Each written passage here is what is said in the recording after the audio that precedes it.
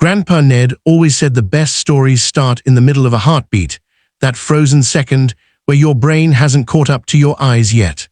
I finally understood what he meant on the afternoon of my niece Lily's 7th birthday party when I pushed open the kitchen door and time stopped completely.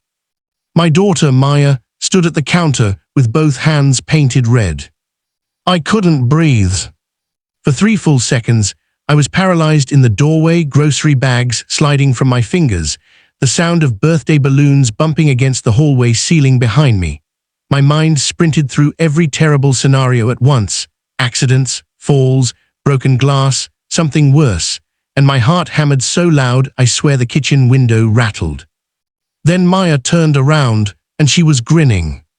"Mom, you're early. You weren't supposed to see yet." Both her hands were coated in thick red raspberry jam, a butter knife in one fist, an entire sheet cake spread before her on the counter like a culinary crime scene. Behind her, a handwritten banner read, "Lily's Strawberry Surprise, Top Secret." I grabbed the door frame to keep from collapsing. "Maya Elizabeth Callahan," I whispered, pressing a hand to my thundering chest. "I aged 15 years just now." She had the nerve to laugh.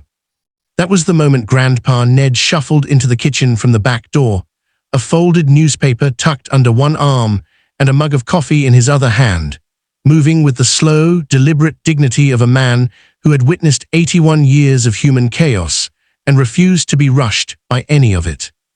Ned Callahan was my father-in-law, technically my ex-father-in-law, though he'd never once allowed the divorce to change a single thing between us. He was built like an old oak tree, shorter than he used to be, thick at the center, with bark-rough hands and roots that went so deep into this family that no legal document could ever pull them up. He wore the same brown cardigan he'd worn to every birthday party for the past 20 years, the left elbow nearly worn through, and he smelled like coffee and wood smoke, and something herbal I could never quite identify. He took one look at Maya's jam-soaked hands, then looked at my still pale face, and sat down slowly at the kitchen table. "Raspberry?" he asked Maya. "Yes, Grandpa Ned." "Good choice." He unfolded his newspaper. "Your mother thought you were dead." "I did not think she was dead," I said. "Your face thought she was dead." Maya dissolved into giggles and went back to spreading jam. I picked up my grocery bags from the hallway floor, set them on the counter, and tried to let my heartbeat return to something resembling normal. Ned turned a page of his newspaper with the unhurried ease of a man who had never once overreacted to anything in his life, a fact that had always been either deeply comforting or mildly infuriating, depending on the day. "Ned," I said, "how are you already here? The party doesn't start for 2 hours." He didn't look up. "Lily called me at 7 this morning, said she needed my professional opinion on the balloon situation." "You're 81. You don't have a professional opinion on balloons." "I have a professional opinion on everything," he said. "That's what 81 years buys you." There was a rhythm to Ned at family gatherings that I'd spent a decade learning to read. He never hovered. He never inserted himself into the chaos of preparations. He simply appeared in whatever room needed him most, sat down somewhere slightly out of the way, and waited. And somehow, without doing anything at all, the room reorganized itself around him like a river bending around a stone. Maya adored him in the uncomplicated way that grandchildren adore grandparents who never raised their voices, which Ned never did, not once, in all the years I'd known him. Even when things were hard, even during the divorce, when tensions in this family ran so hot that holiday dinners felt like hostage negotiations. Ned had sat at the head of every table through all of it, calm and immovable, and simply refused to choose a side. He told me once, quietly, over coffee at his kitchen table, about 6 months after everything fell apart, "You're still family, Sarah. That's not something I need to redecide." I'd cried into my mug. He'd handed me a napkin and gone back to his crossword.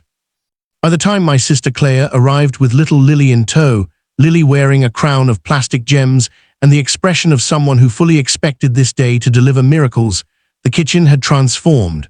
Maya's raspberry cake sat in the center of the counter, impeccably decorated, no trace of the jam massacre remaining except for a faint pink tinge around Maya's cuticles. Streamers had been strung from the light fixtures.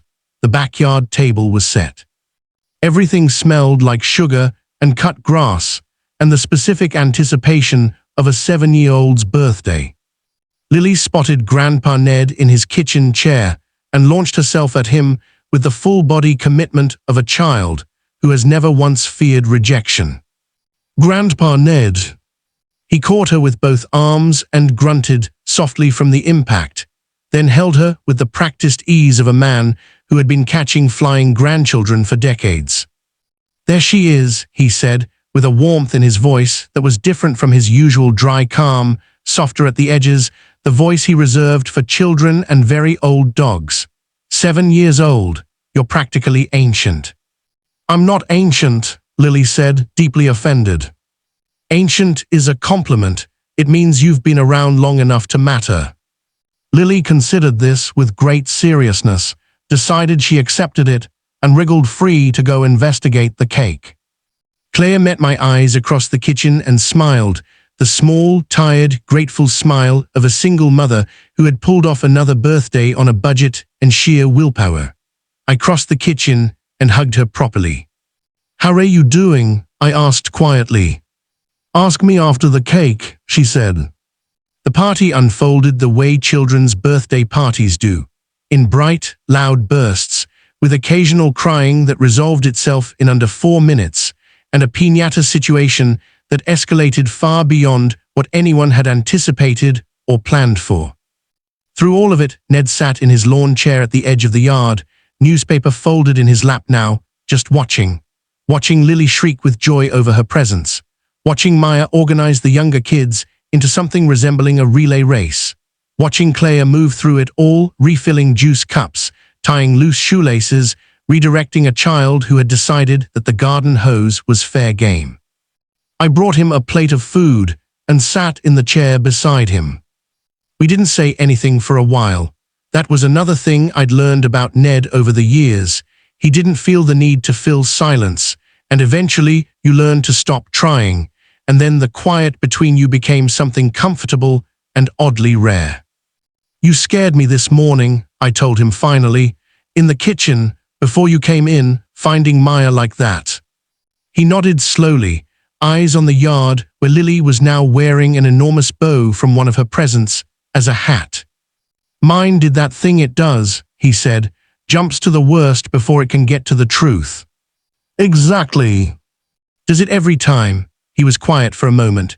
"I walked into a hospital room once. This was 1980-something. Your mother-in-law was in for a routine thing, nothing serious, but I walked in and she was lying very still and all the color was gone from her face and I thought," he stopped, took a slow breath. "I thought that was it. My mind went there in half a second. All the years ahead of us just gone." "What happened?" "She was asleep, dead asleep, snoring actually, though she'd deny it to her grave."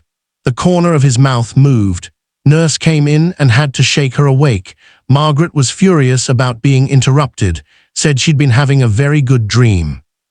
I laughed and it came out slightly watery, because Margaret had been gone for 6 years now and I still sometimes forgot, and then remembered, and it still landed like something physical.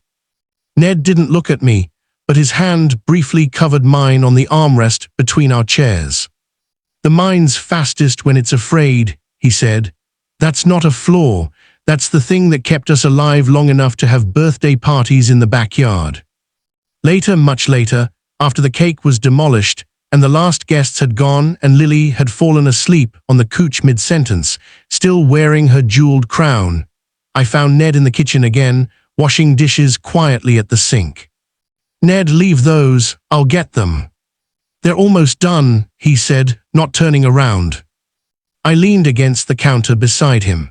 The kitchen was quiet and dim, only the light above the sink on, and outside the backyard was dark and scattered with the wreckage of streamers and balloon strings and the general beautiful debris of a good party. "Thank you for being here," I said. "You didn't have to come." "Yes, I did," he said simply. He dried his hands on the dish towel, folded it neatly over the oven handle, the same way he always had, the same precise fold, and turned to look at me with his calm, dark eyes. "You want to know the thing about family," he said. "You're going to tell me regardless. You show up early," he said. "That's the whole thing. You show up before they need you so that when they do, you're already there." He picked up his brown cardigan from the chair back, tucked his folded newspaper under his arm, and moved toward the back door with the unhurried dignity that was simply who he was. "Tell Lily happy birthday again when she wakes up," he said. "I will. And tell Maya her cake was excellent. Raspberry was the right call." "I'll tell her." The door closed softly behind him. I stood in the quiet kitchen for a long moment, with the balloon strings drifting in from the hallway and the smell of sugar still warm in the air, and I thought about bloody hands and worst fears, and the fraction of a second between terror and relief, and how Grandpa Ned had been quietly teaching me all along that the space between those two things is where every story worth telling actually lives. Some people show up early, and some people, the ones who matter most, were never really gone at all.